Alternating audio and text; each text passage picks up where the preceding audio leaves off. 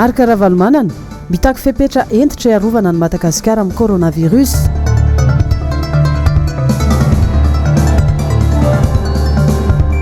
Fifidianana tsy mahatsiaro eslava ny team au fidèle Razara Pierre.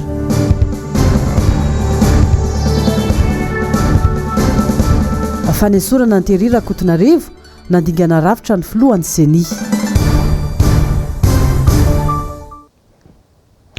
Talata 10 martsa 2024 foravravo tompoklasy tomboko vavy no entinay mandroso tokantranonao indray ato anatin'ny fampalalam-bavao ny fahitalavitra MBS amin'ity alina ity ary anasana anao ampitiavana sy ampalajana ihany koa anaraka indray ny vaovao hatramin'ny farany. Pejin'ny fahasalamana avy hatrany no antsika manomboka ny vaovao anio alina. Manoloana ny fianaky ny valanaretina coronavirus aty amin'ny continent africaine amin'izao fotoana izao dia nisy ny antsoavy nataon'ny Flo Marc Ravalomanana ho an'ny fitondrana ankehitriny mba isoroana ity valanaretina ity tsy hiditra eto Madagasikara. Ny andinindiny izay avy hatrany hoentiny Germaine Menjanahary eo amin'ny sariny Mano Randriamalala. Firenena maromaro no efa ahitana ny tsimbokaretina coronavirus aty Afrika toa ny Togo, Senegal, Egypte, Algérie ary Afrika Atsimo. Atreto dia mbola somary mandromandro mananaretina ny fanjakana ny amin'ny fepetra matotra tokony iadina amin'ity virus ity mba tsy paritahana zany eto Madagasikara. Tena fanontaniana mipetraka amin'ny olona rehetra amin'izao fotoana izao izay hoe inona mahatonga antsika eto Madagasikara indrindra fireo tompon'andraikitra amin'ny fitaterana sy ny fahasalamana mbola mamelana ilay sidina miditra eto Madagasikara ihany. Efa misy tonga aty Afrika izy io, efa misy any Afrika Atsimo zao fa nisy, any Nairobi efa misy, any maro any Nigeria fa misy. Gaga voaka malagasy satria mbola mamelana ireo ilay sidina hiditreto ihany sika indrindra fa ny avy any Europe. Ny avy any Italia nge tsy mahazo mivoaka intsony na mahazo mponina any mba hiarovana ny fianak'ilay aretina. Madagasikara zany aza mieritreritra tsika hoe lavitra be tsika dia tsy tonga teo virus ingy hoe tonga vetivety kely dia mianaka ary tsy mbola misy fanefitra azo atao aminy, mbola tsisy fanafody. Nefa aiza ny herintsika, aiza ny enti-manana hiarovana amin'izany ka dia miantso ny tompon'andraikitra aho ary mba anao arak'izay azo atao maika dia maika mihitsy. Fa zava-doza raha tafiditra eto Madagasikara io mamerina hoe tsisy fanefitra mbola azo atao eto amin'izao fotoana eto Madagasikara na amin'izao tontolo izao.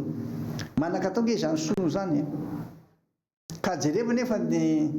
fiantraikany amin'ny ara-toe-karena, jereva ny fitoboky ny vidina petrole omaly, jereva ny zavatra nazo any Amerika fa nary zareo tena fa varaontsana amin'ilay fisin'ilay izy. Misy olona anankiray fotsiny fa mezivezy tonga tapany anaty aeroplanina any sy napozina akory ka dia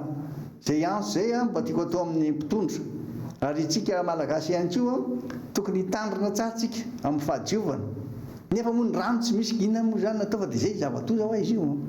satria ilay virus tena aingana be misy ny voka-dratsiny izy aza sana ty vonony zany ihany zany. Ka dia miantso aho ary manamafy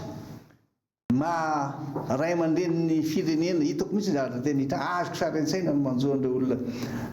tsy manan-katao, tsisy fomba mba ahafahana miaro an'izy. Ka dia izay no antso ataoko ary tena maika izy antso maika sady antso lehibe ho an'ny mpitondra hoe vonjeo malagasy amin'ity aretina coronavirus ity satria mbola misokatra foana ny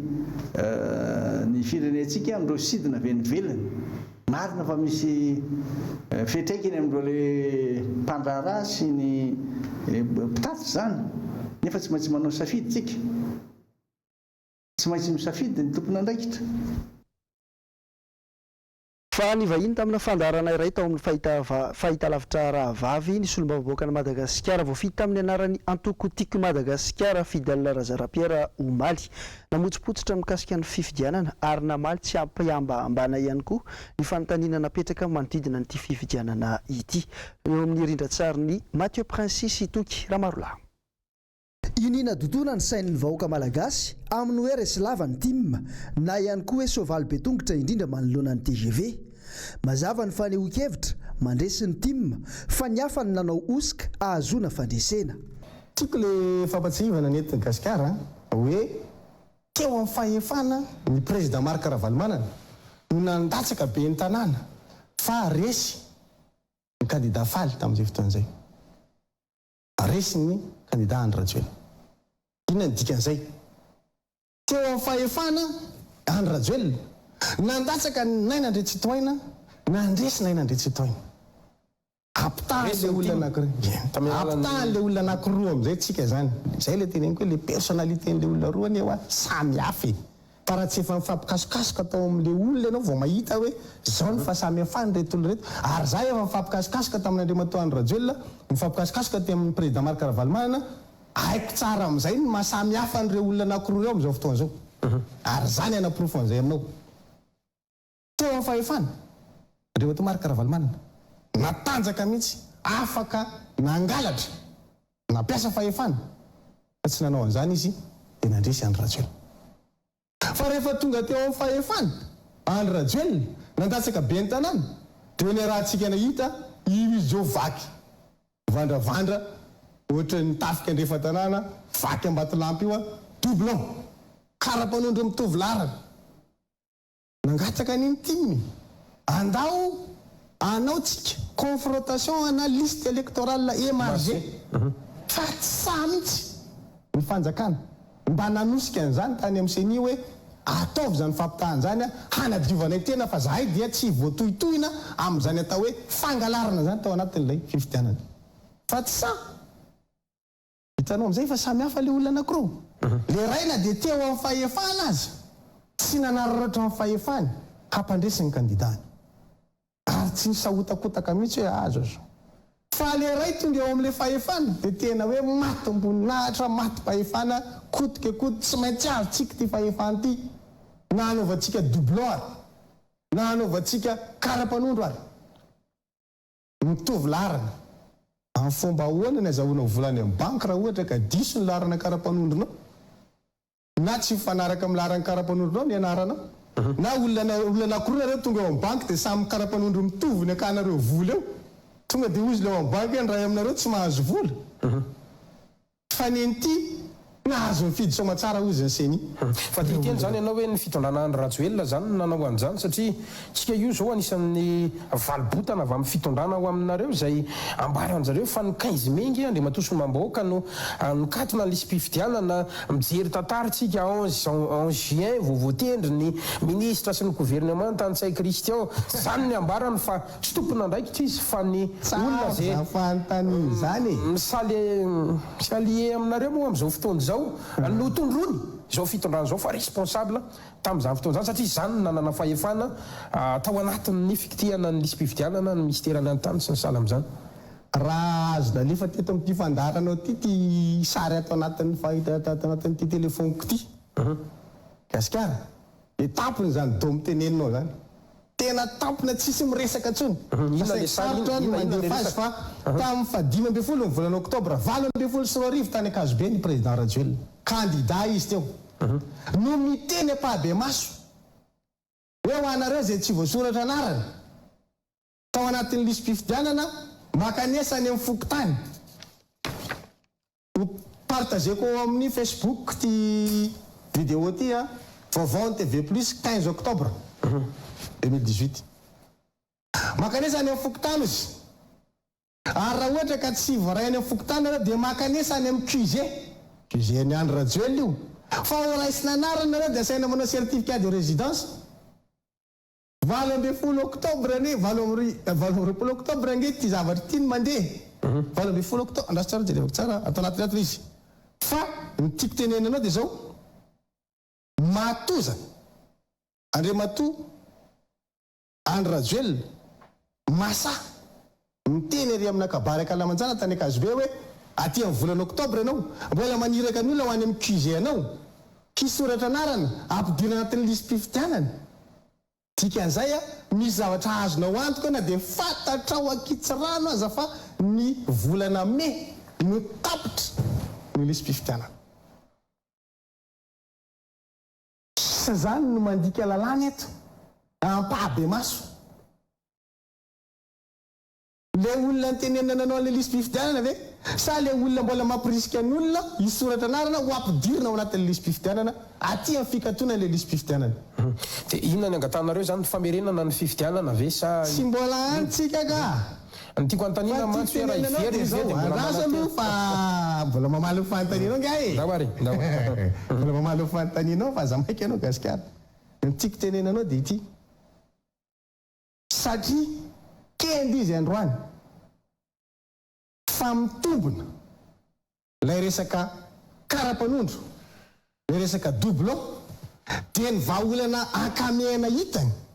dia hoe tsy za iny nanao an'io kanjy tsy tadidiny fa tony zavatra tony fivoaran'ny teknôlôjia tony dia mitahiry kabary samihafa natao tany aloha tany manontany tena ny rehetra ny amin'ny antony ny azakazahana anesorana ny filoha lefitry ny seni Thierry Rakotonarivo. Ianao miteny hoe inona ny mahatonga anay hanao communication be, hanao polémique mikasika an'le izy, manao récupération politique mikasika an'le izy, dia mapetrao amin'le fanjakana koa ry fantaniana. Ina ary mahatonga anareo mifofo mafy an'ny Thierry? Mahatonga anareo hanala ny Thierry nefa tsisy fiatraikany amin'le fifidianana le izy. Ko manino ny Thierry ny alana aingana be ao anatin'ny seni? Manino Thierry no arahana foana zay misy anazy? Manino Thierry amin'izao lasa matahotra ny ainy mihitsy? Anananao proof zany zavatra tokana eto zany misy zany ka mavambahoaka ny Madagasikara. Nalefa any amin'ny ACC ngeny fanalana fa le hoe mifofo ny ainy sa ianao amin'ny Thierry Rakotonarivo dia vita atsonareo izy atsoy izy matahotra ve sa tsy matahotra? Ary za miteny aminao fa raha ny fomba fanao an'ity fanjakana ity rehefa tena ohatran'io ny fandeha hoe roa efa ina ary natony tokony analana ny Thierry zany nefa tsisy fiatraikany any amin'le fifidianana initiative ny filohany amin'ny nadika fianianana fiatraikany any fifidianana zavatra tsisy fiatraikany any fifidianana ve dia tsy maintsy analana an'le olona ary tena aingana be andefasana taratasy any amin'ny fitsarana avy mbola nampandrenana mihitsy. Fa fantatrao le accusation anatin'le izy hoe faute grave zay fa zavatra tsisy fiatraikany any amin'ny tsy tokony faute grave nge satria zavatra tsisy fiatraikany any amin'le fifidianana akory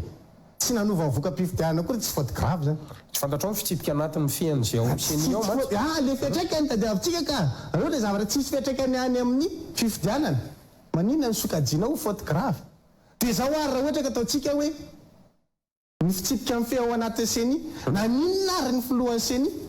vao nanao an'iny fanambarana iny Thierry Rakotonarivo tsy tonga dia nanao démenti izy avy any ivelany satria izy nge tsy tety hoe tsy mety iny fa naninona rehefa nanao valandresaka ampanao gazety niaraka zareo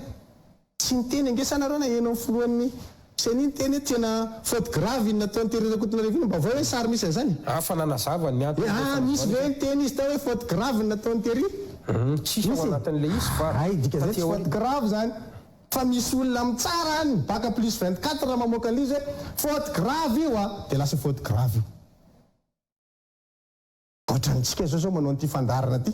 fa raha izy mibaka plus 24 hoe faute grave miavité fidèle zarapera tratra amin'ny faute grave nareo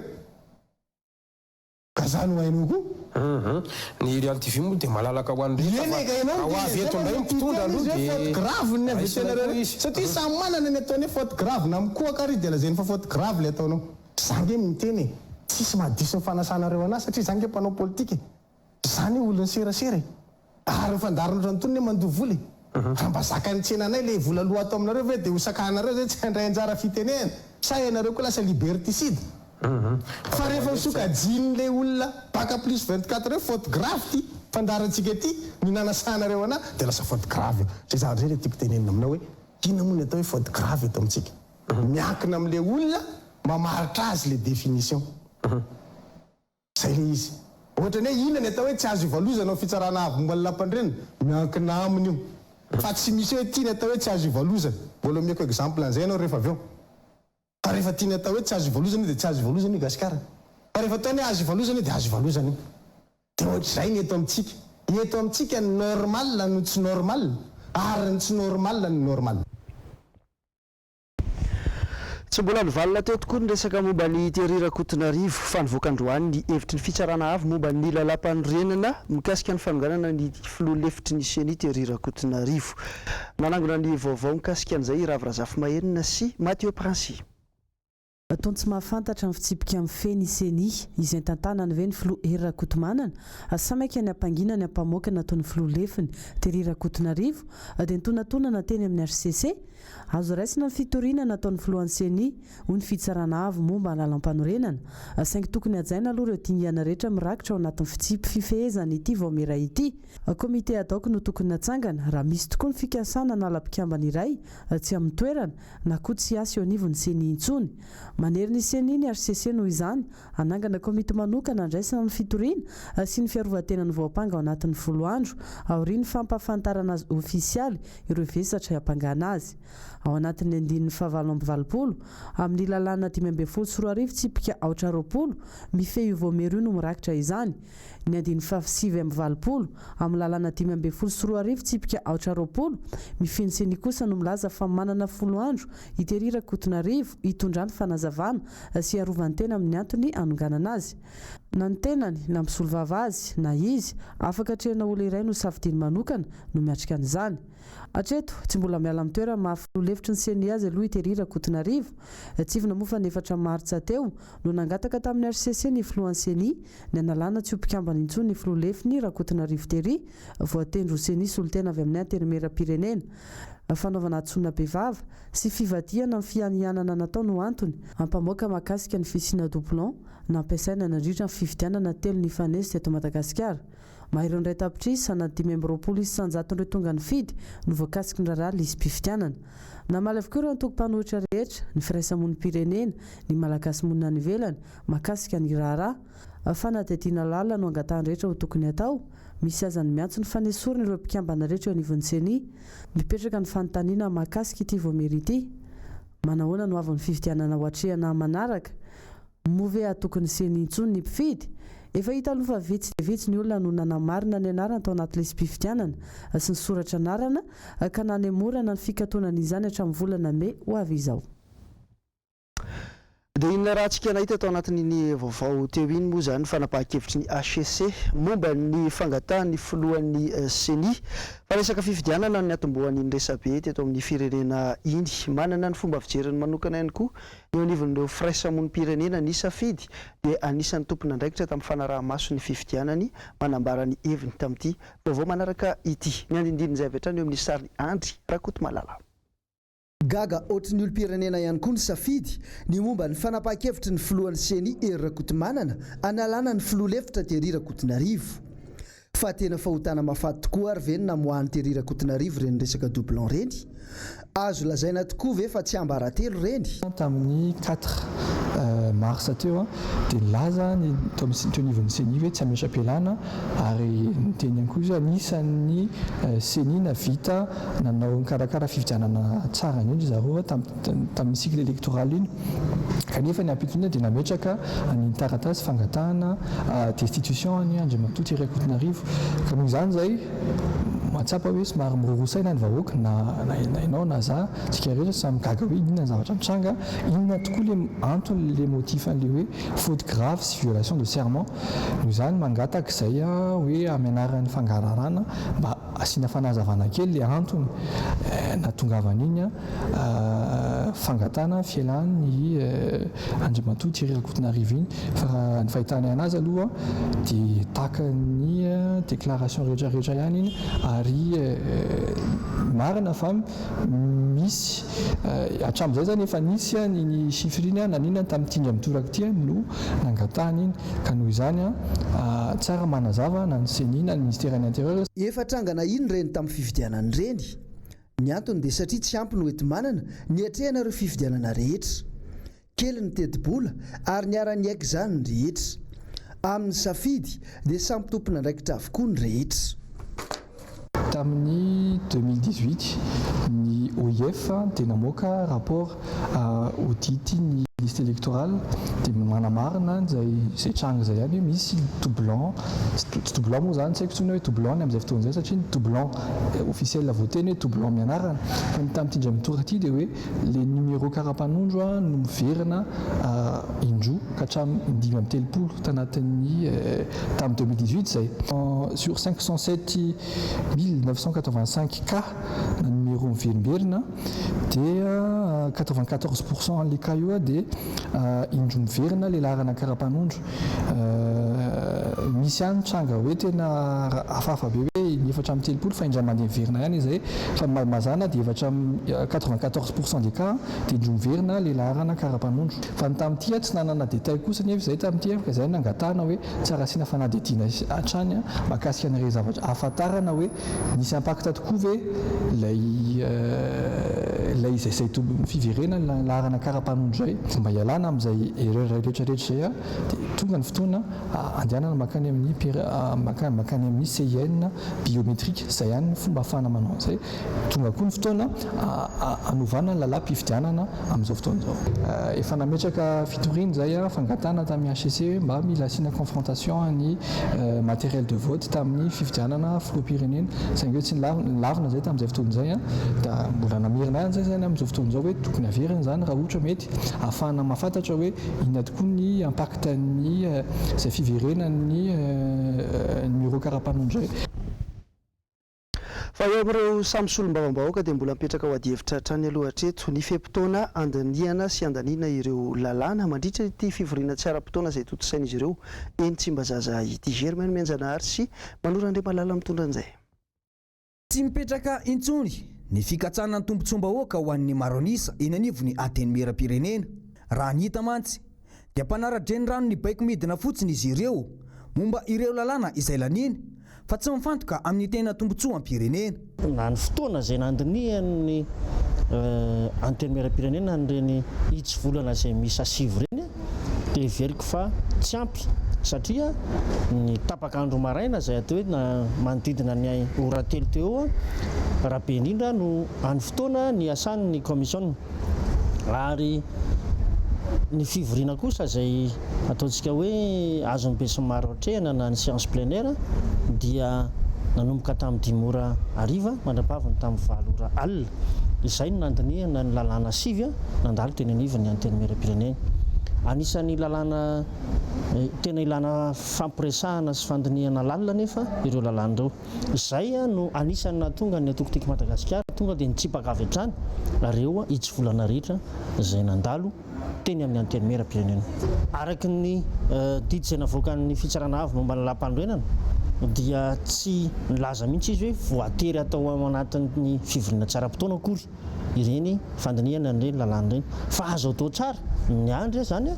ny fivoriana ara-potoana dia lava kokoa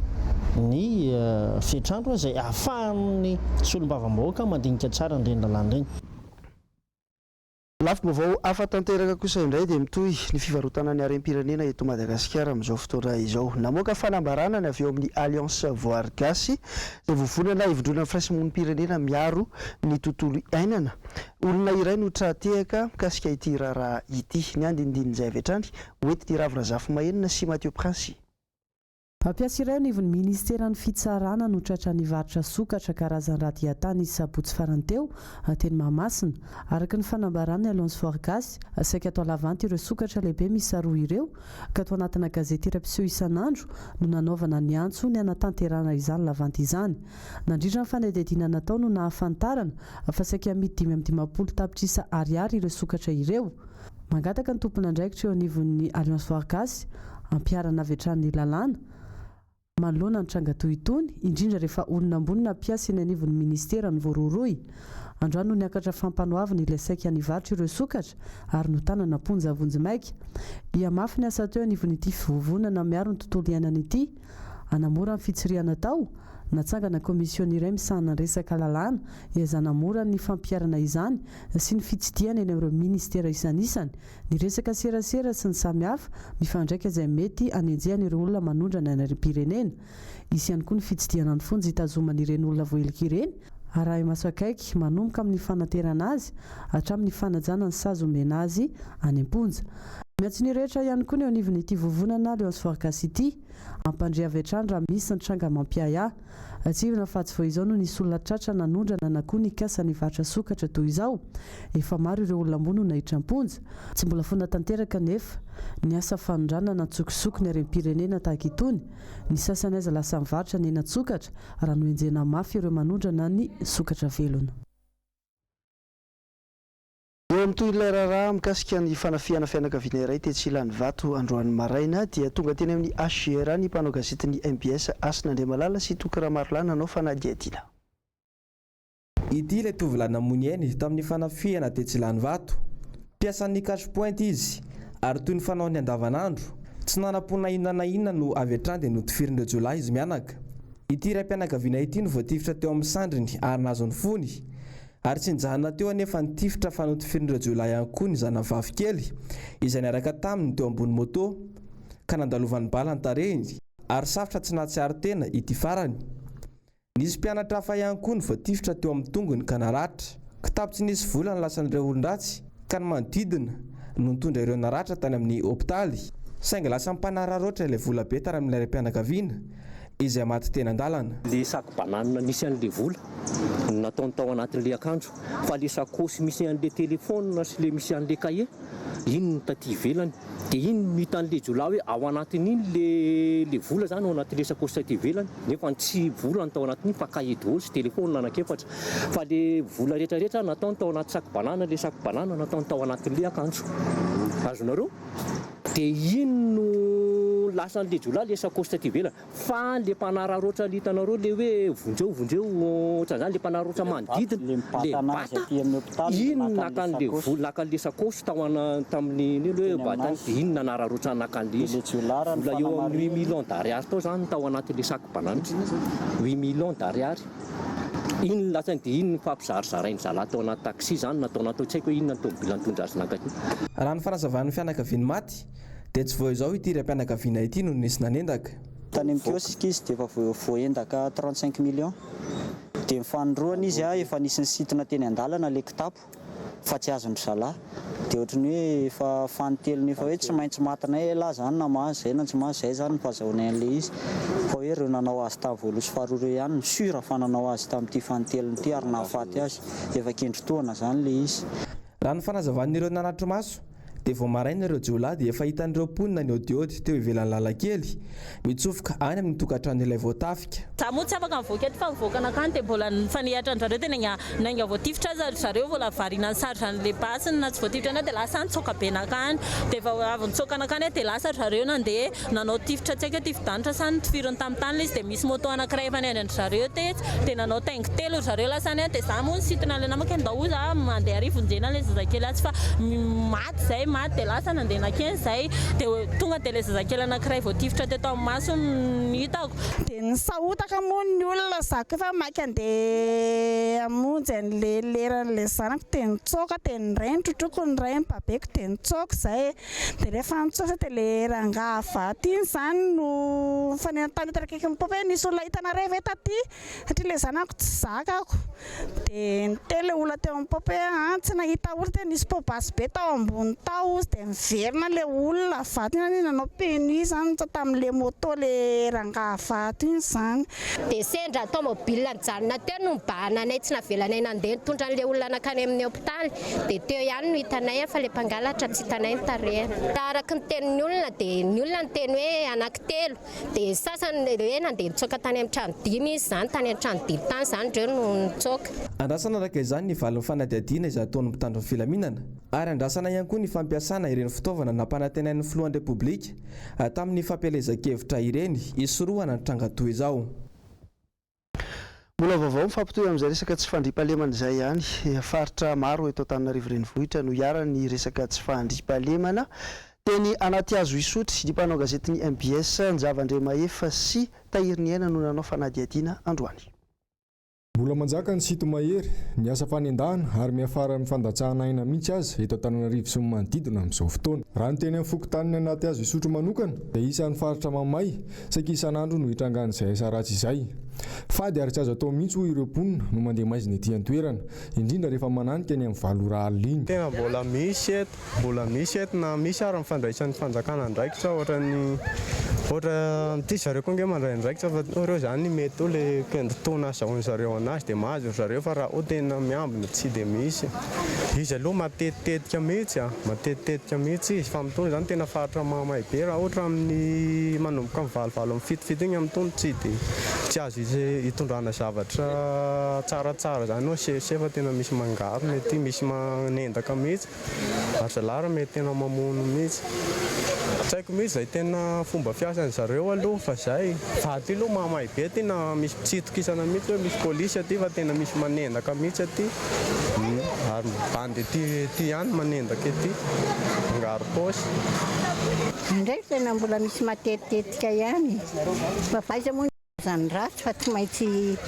tonga ihany izy indraindray satria le tanàna tsy nety any zany no anina fa misy elakelatrany dia ohatrany misy elakelatrany dia le olona tsy malala le olona vaovao zany dia ohatrantsika hoe mandeha moto mandeha tomobile tsy malala dia avy hatrany zareo dia efa miandry ihany. Da misy ihany zany le zavatra le ohatrany hoe misito mahery manendanendaka ety le toerana tiry salakiny koa moa zany ao anatin'le tsy manana antonasa ivelomana dia voatery zalahy manao an'le zavatra fanaony azy. Iarahantsika malala fa le tsy fisianasa no tena antoko lehibe voalohany aloha sahirana le ankizy amin'ny tsy fisianasa dia voatery manao atao sy zavatra sy tokony atao. Zany aloha tsy tapaka zany ety dia misy ara-mitandro filaminana zany ohatra tsy mafian'izy le olona koa sahirana ngamba mahatonga an'le tanàna mamay. Tsy mandry andro tsy mandry alina ny mpitandro filaminana eny an-toerana manoloana izay tsy fandriampahalemana izay. Izay kilana nefa dia tsy misakana ireo mpanao ratsy hanao ny asany izany. Mifampiantso mihitsy ny rotonta. Tsy fandriampahalemana aloha dia misy ny tsy fandriampahalemana. Ary matonda reo nametraka an'izay fanontena zay maheno nareo. Fa ny polisy zahay polisy indrindrandrindra dia miezaka an'izao manalina mihitsy ary manao nainaitsy io zavatra miady amin'izay zavatra zay fa io moa ny zavatra ny ratsy moa tsy voafoana ndray andro io. Eo amin'ny lafim-baovao ny fifamoivoizana kosa dia nisy ny fanapahan-kevitra izay niraisy ny prime ministre lehibe ny gouvernement momba ireo scooter sy moto izay hita ho mihamaro mifamezivezy eto Madagasikara amin'izao fotoana izao. Nanantona ny centre d'immatriculation d'Etsi Ambohidandro ny mpanao gazety ny MBS Asin'Andriamalala sy Toky Ramarolahy. Tsy maintsy asiana numéro toy ny fiara atsoatsy ireo moto sy scooter eto Madagasikara. Ny etsy amin'ny centre d'immatriculation Etsi Ambohidandro nomezana ireo laharan'ny moto ireo. Ny mampametra mpanontaniana rehetra nefa dia ny hoe anao ahoana ny fomba fiasa ao amin'ity centre Etsi Ambohidandro ity satria efa niarana hita ny filaharam-be nateraky ny fanaovana permis. Raha ny fanazavana avy amin'ny sampana ity Etsi Ambohidandro dia tsy azo laharana ireo moto natambatambatra tamin'ny alalan'ny pièce ary ireo moto tsy manana afa-tsy facture izay nividianana azy. Isy ihany koa ny fanaraha-maso sy fiaraha-miasa atao amin'ireo mpanafatra moto avy any ivelany amin'ny fanovana ny tanjaka moto ka hoentitra ny fanaraha-maso azy ireny raha ny fanazavana hatrany. Miandry ny fivoahany ity volavolan-dalàna ity ary miandry ny ahatongavany eny amin'ny anteny mera rotonta raika izany vao ampiarina ity lalàna vaovao ity.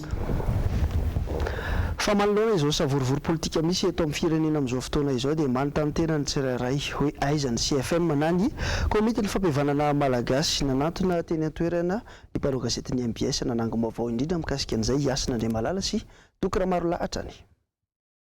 Mifantoka tanteraka amin'ny famahana ny olana vahoaka eny fotony CFM amin'izao fotoana izao ahafahana mamahan-krizy miverimberina eto amin'ny firenena. Ny famoazana ny fomba gasy ahafahana mandamina fiarahamonina malagasy no tena hifitorany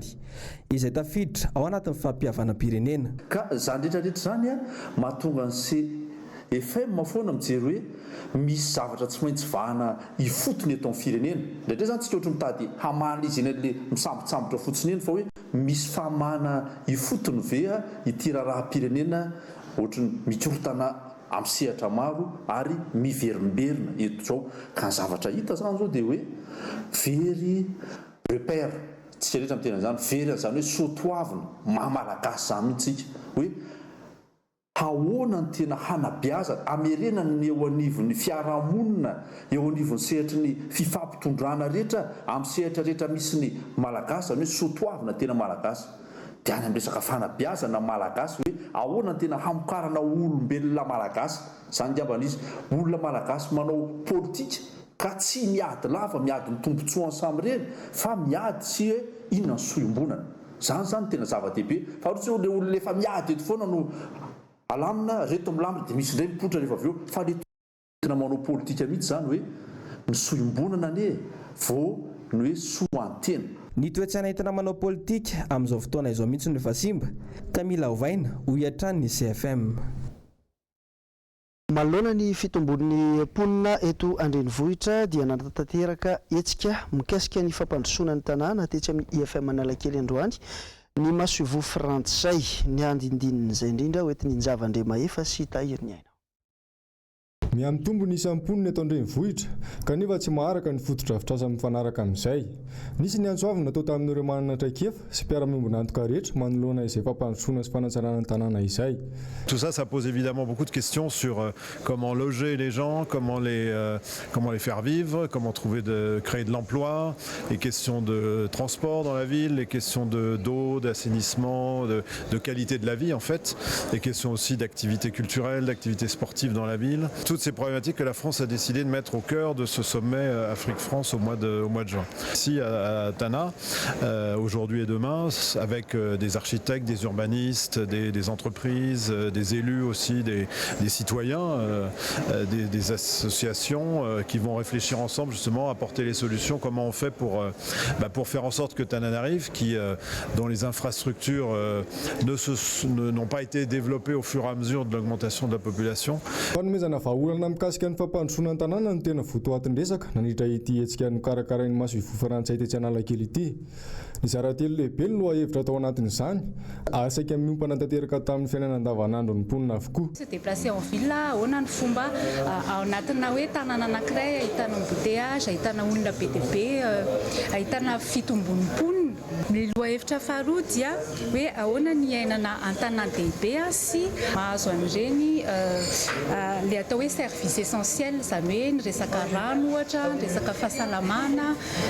zavatra be dia be zany no azo resahana anatin'izay. Tsy ireo expert ireo ihany no hiresaka fa asaina koa ny olona manatrika ny ireo journée d'étude anankiroa ireo andray anjara hiresaka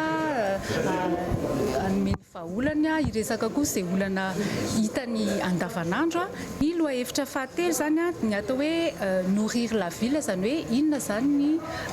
moyen afaka hoe anampiana ny tanan-dehibe mba mahaleo tena izy amin'ny resaka sakafo. Haritra roa andro ity hetsika karakarain'ny masovo frantsay ity ary mamaim-poana ny fidirana amin'izany. Vaovao manodidina ny coronavirus no nanokafantsika ny vaovao tamin'ity androany ity dia izay ihany koa retsika manakatona ny vaovao ao anatin'ity fanadihadiana ity. Maro ary mitombo hatrany ireo olona tratran'ity fianaky ny aretina coronavirus ity manerana ireo vazantany ary izay ahitana fiantraikany eo amin'ny lafiny toe-karena, ny sosialy bahoaka sy ny maro hafa ihany koa. Ravirazafy Mahinina mitondra an'izay. Entitra ny fepetra raisin'ny fanjakana italiana manoloana ny fianaky ny aretina coronavirus. Nazo baiko tsy hivoaka ny toeram-ponenany sy tsy hivorivory hatramin'ny 3 aprily izao ny mponina ny toerana araka ny fanambarana nataony filohan'ny filan-kevitra misahana ny ady atao amin'ny fianaky ny aretina ao Italia. Manodina ny 10 tapitrisa eo no olona voakasika izany miatra manomboka androany. Noferana ho areo tsy maintsy mamonjy birao sy toeram-pahasalamana ihany ny fahafahana mivoaka ny trano fonenana. Taratasy manokana avy amin'ny mpitsabo sy ny tompona orinasa nefa ireo raha tsy izany miditra amponja avy hatrany. Ho an'ireo toerana fivorivoriana fisakafoana kosa tsy maintsy manidy tsena amin'ny Nenora. Najanona ihany koa ny hetsika ara-panatanjahantena rehetra tokony tanterahana ao Italia. Taorian'ny fanambarana omaly ihany nanomboka ny lahatra eraka ireo toeram-pivarotana lehibe ny mponina ny toerana. Marobe no hitany vidy entana sy sakafo tao Roma sy Naples. Tsevina fa 320 sy efajato isa izao ny olona namony ainy tao an-toerana ary 7,000 isa ireo mitondra ny tsimokaretina. Atoreo zava-miseho manerana izao tontolo izao nanakatana ny Profu Beny a New York nanomboka androany ny firenena mikambana. Fepetra noraisina noho ny fianaky ny aretina coronavirus manomboka androany alina. Tsy mampiditra olona intsony eo amin'ny tranoben'ny ONU izany andray olona hatramin'iray tapitrisa mahery isan'andro. Ny teknôlôjia vaovao na ny antsoina hoe télétravail izay fomba fivoriana ny an-trano amin'ny alalan'ny solosaina no ampiasain'ireo mpikambana manomboka ny alarobia araka ny tatry ny filan-kevitra misahana ny fiarovana. Raha ny tatra ny voaka farany moa olona 174 no namony ainy manerana izao tontolo izao ary 1,000 sy 100 no olona mitondra ny tsimokaretina coronavirus. Firenena manodina 200 no nahitana ny aretina ka nahitana maty tany Chine, Italia, Iran, Korea Atsimo, Espagne, France, Allemagne, États-Unis ary Egypte ny firenena afrikana voalohany nahitana olona namony ainy vokatry ny coronavirus. Izay ihany koa no masaka azo natolotra ho anao tany tokantrano tamin'ity alina ity ankasitrana feno hatrany ianao. Manaraka ny fampahalalam-baovao ny MBS mankasitraka ny teknisianina sy ny mpanao gazety mifanomitanana hatrany ny tenako manome fotoana ho amin'ny manaraka indray. Velomatoka.